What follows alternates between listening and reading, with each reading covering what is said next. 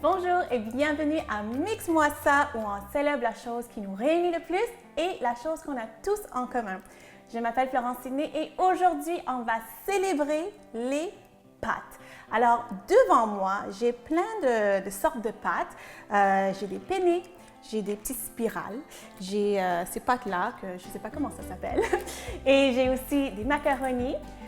À côté de mes macaronis plus traditionnels, j'ai mes macaronis sans gluten. Donc, c'est quoi la différence entre ces macaronis-là et ces macaronis traditionnels? C'est que c'est fait avec des farines sans gluten. Donc, ça veut dire peut-être farine de pois chiches, farine de maïs, farine de riz.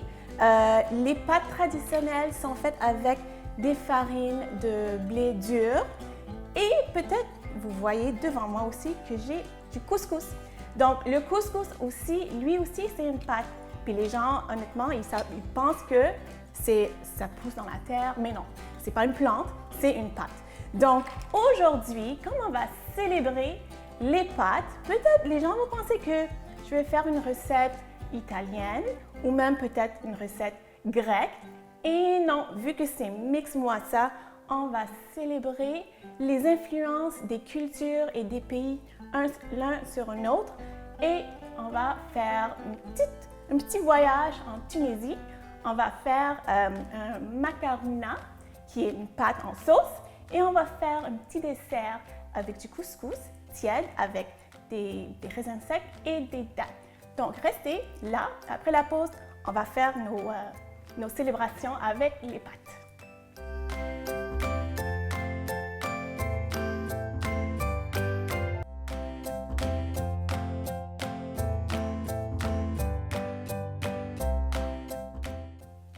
Alors, on est de retour, l'eau est bouillante, donc je vais mettre mes pâtes. Aujourd'hui, je vais utiliser mes macaronis sans gluten, juste pour faire changement. Donc ça, je vais les mettre dans l'eau. Okay. Et je sais que les grands chefs disent tout le temps qu'il faut saler l'eau vraiment beaucoup, il faut que ça goûte la mer. Mais vu que moi, je suis nutritionniste, je mets une petite pincée. Hein? De toute façon, la sauce, elle va être salée, puis on peut toujours saler à table. Hein? Donc, je vais juste faire ça. D'accord. Donc, comme je dis, aujourd'hui, on va faire un petit voyage en Tunisie. On va faire une macarouna. Donc, macarouna, ça veut juste dire, en fait, les gens pensent que ça veut dire macaroni, mais non. Ça veut juste dire, c'est le nom du plat. C'est une pâte, c'est des pâtes en sauce. C'est des pâtes dans une sauce assez, pas épicée, relevée, je dirais. C'est pas piquant. Et c'est assaisonné avec de l'ail. Donc aujourd'hui, je vais utiliser toute une tête d'ail. Et je vais utiliser des feuilles de laurier et la pâte harissa. Donc je vais parler de ça tantôt.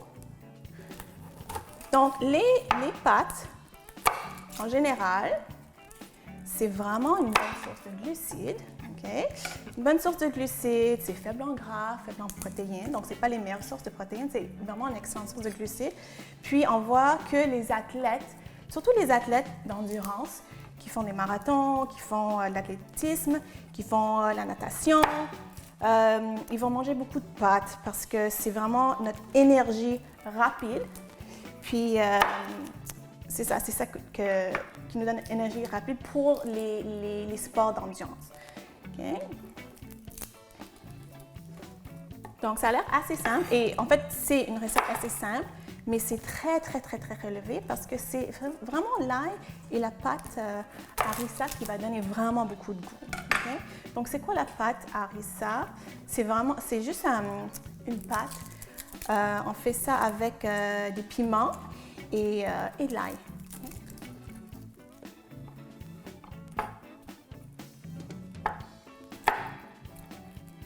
Donc, comme j'ai dit, les pâtes, c'est vraiment une bonne source de glucides. Et aussi, il faut dire que les pâtes qui sont colorées, comme les pâtes qui sont vertes ou rouges ou oranges, souvent les gens vont penser que c'est une source de...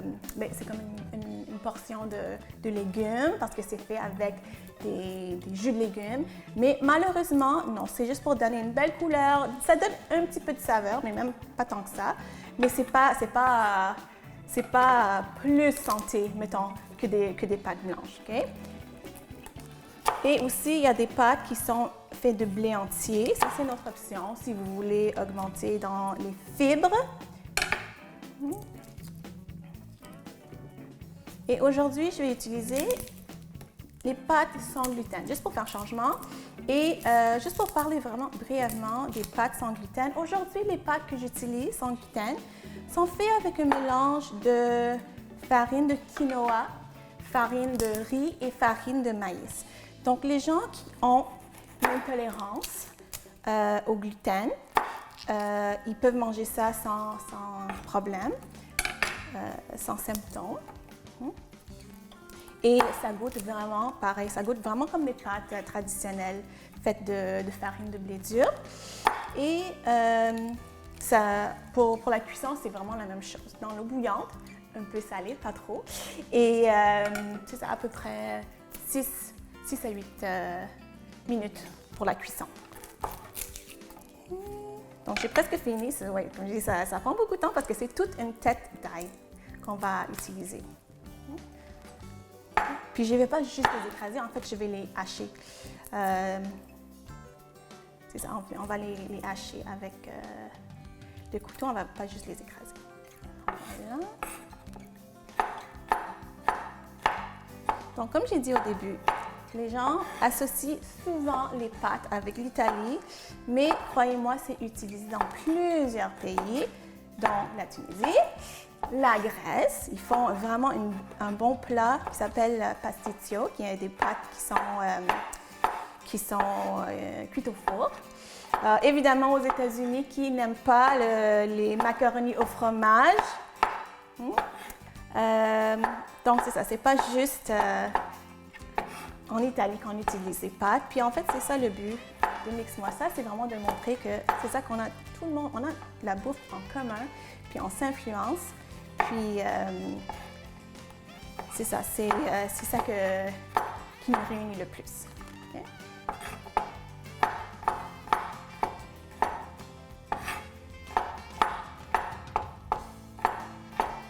Donc, n'oubliez pas aussi de bien vous laver les mains après avoir coupé toute une tête d'ail. Apparemment, il faut le faire avec des mains trempées dans l'huile ou même dans du sel. Moi, je n'ai jamais essayé. Je ne sais pas si c'est un mythe ou non. Je n'ai jamais essayé. Moi, je fais juste comme ça. Puis, mes doigts vont sentir l'ail plus tard. C'est pas grave. Donc, je vais continuer à les hacher vraiment finement. Oups. OK. Oups. Donc, c'est ça. Je vais continuer à les hacher vraiment finement. Les pâtes sont presque prêtes. Puis après la pause, on va continuer à préparer cette belle macarona de la Tunisie. À tout de suite.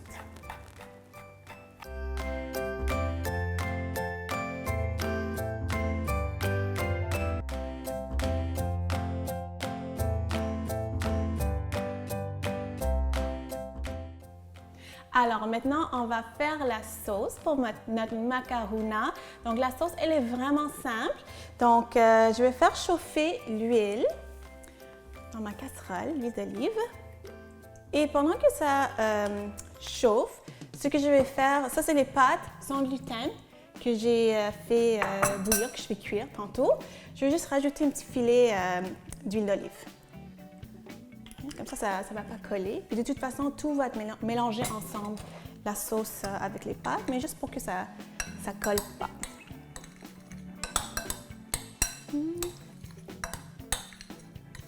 Bon, mettre ça de côté. Okay. Attends que l'huile soit assez chaude. Donc, comme j'ai dit, aujourd'hui, je vais utiliser les macaronis. Même si le nom du plat, c'est macarona, ça ne veut pas dire que c'est des macaronis. Vous pouvez utiliser n'importe quel plat que vous voulez, des penne, des spaghettis même, des petites spirales, comme vous voulez. Okay? Donc là, mon huile, elle est chaude. Je vais rajouter toute la tête d'ail que j'ai hachée. Okay? Et comme je dis, c'est ça qui va vraiment donner le goût. Okay? La sauce, elle est vraiment, vraiment simple, peu d'ingrédients, mais elle est très goûteuse. Okay? Juste faire revenir ça. Okay. Avec un peu de sel. Avec un peu de sel, un petit peu. Comme je dis, j'aime pas trop saler tout au début. On peut saler au fur et à mesure. On peut saler à la table aussi. Hein. C'est la nutritionniste en moi. Hein. On va faire revenir ça. Et pendant que ça c'est en train de chauffer, puis les huiles essentielles de l'ail, puis le goût de l'ail, ça sort tranquillement, on va mettre des feuilles de laurier. Donc, comme j'ai dit, cette sauce, elle est vraiment simple, mais il y a beaucoup de goût. Donc, l'ail, ça donne le goût. Les feuilles de laurier, on va mettre 4. Puis, vraiment les grosses feuilles de laurier. 2, 3 et 4. Puis ça va mijoter dans la sauce pendant 1 heure. Donc, ça donne vraiment beaucoup de goût. OK? Et aussi, je vais mettre notre pâte de harissa. Puis, la pâte harissa, c'est juste fait avec des piments rouges, des piments épicés, des piments forts, l'ail, et puis ils ont mis aussi un peu de coriandre, puis du sel. Ça, c'est vraiment à votre goût. Si vous n'êtes pas habitué à manger épicé, si vous ne connaissez pas la sauce harissa ou la pâte de harissa, goûtez un petit peu avant. Moi, j'aime ça. Moi, j'aime ça relevé. Moi, j'aime ça très, très, très goûteux. Donc, il y a des recettes qui disent juste 1 cuillerée à soupe, 1 cuillerée à thé, 2 cuillerées à thé. Moi, j'aime ça, en fait, mettre une bonne cuillerée à soupe dans ma sauce. Donc, je suis assez généreuse avec la pâte de harissa. Moi, j'aime ça. Ah, c'est bon. Okay.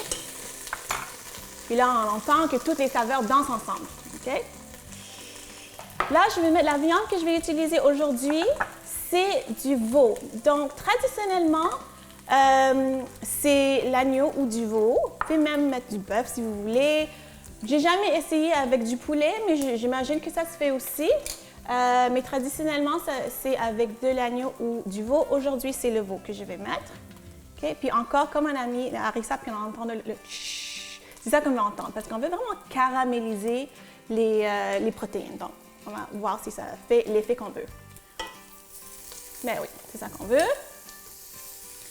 Tranquillement.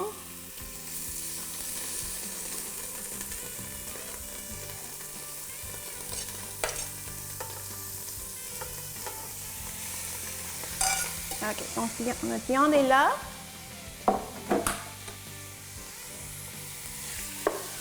Okay. Là, on sent déjà.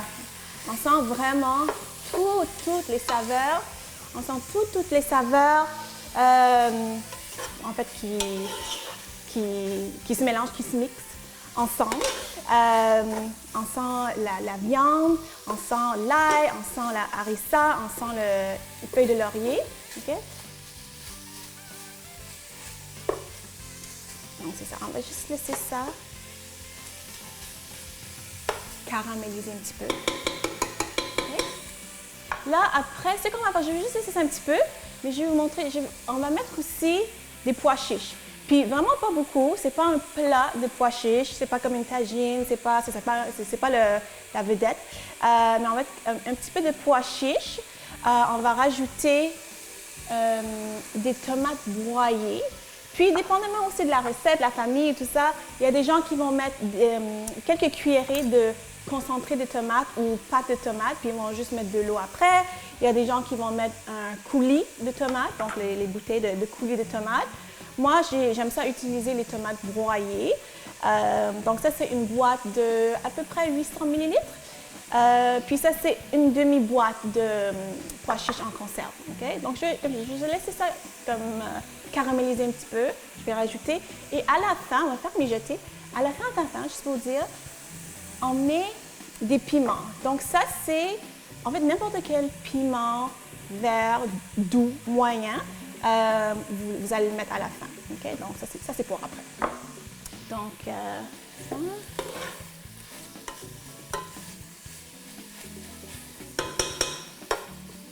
Bon, là, les saveurs sortent.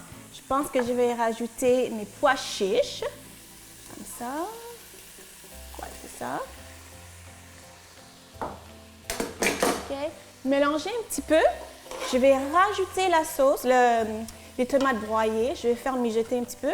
Puis, après la pause, on va continuer avec notre belle macarona.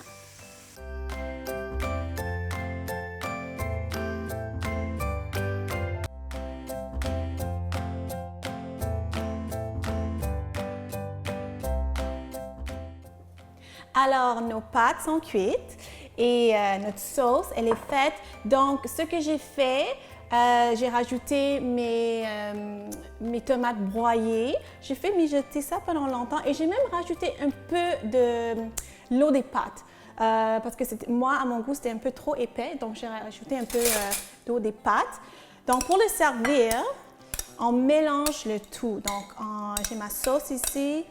Je vais mélanger ça dans les pâtes, comme ça.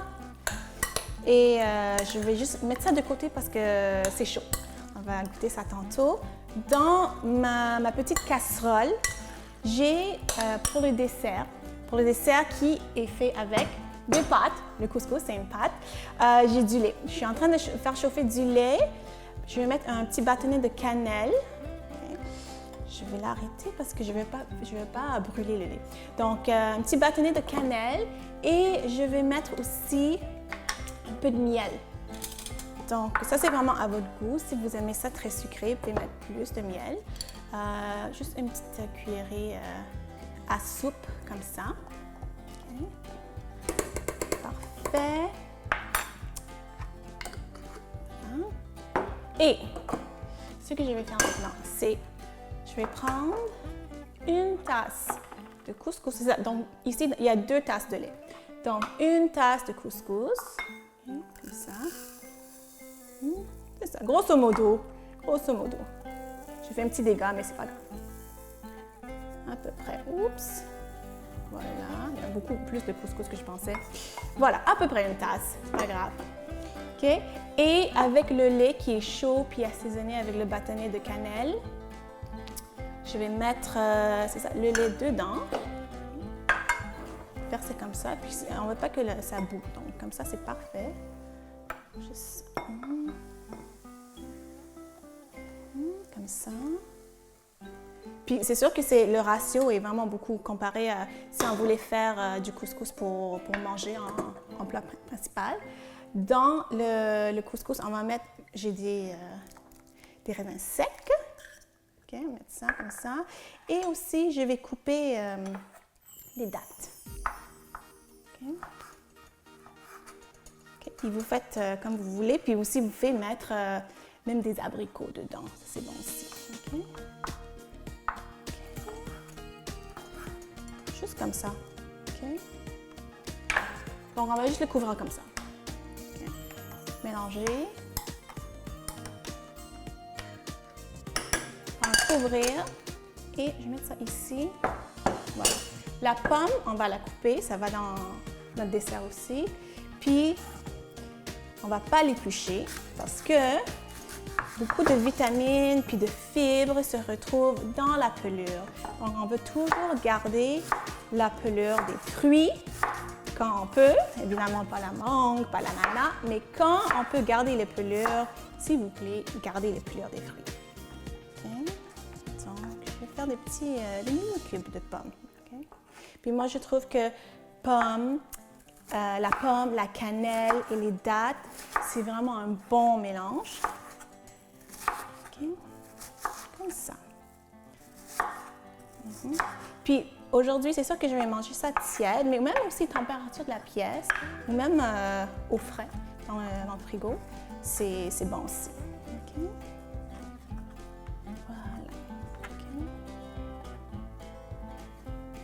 OK. Donc, le reste, c'est la pomme, je vais manger tantôt.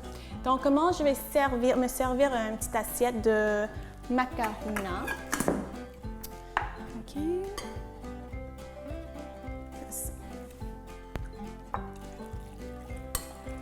Puis en fait, c'est ça qu'on veut. On veut vraiment que ça soit sauceux. Donc vraiment beaucoup de sauce.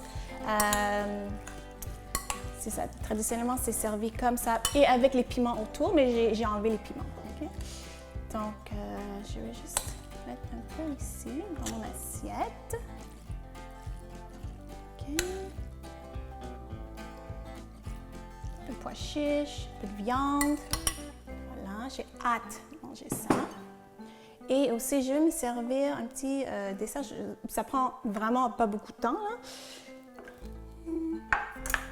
OK.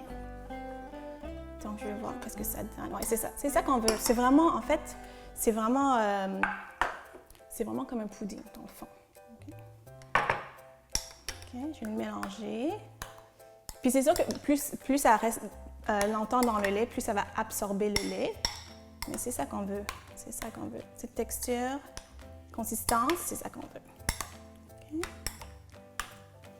Puis, je sens la cannelle. OK, donc je vais me servir une mini portion de dessert avec de la pomme par-dessus. Dans une bolle aussi, c'est une bonne idée. OK, donc on va goûter à ça. J'ai tellement hâte.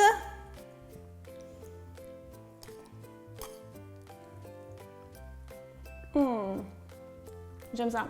Comme j'ai dit, c'est vraiment simple. On goûte l'ail, on goûte harissa, on goûte les feuilles de laurier. C'est vraiment bon. Et aussi la viande, elle est tellement tendre. Vraiment bon. Passons au dessert. Vite.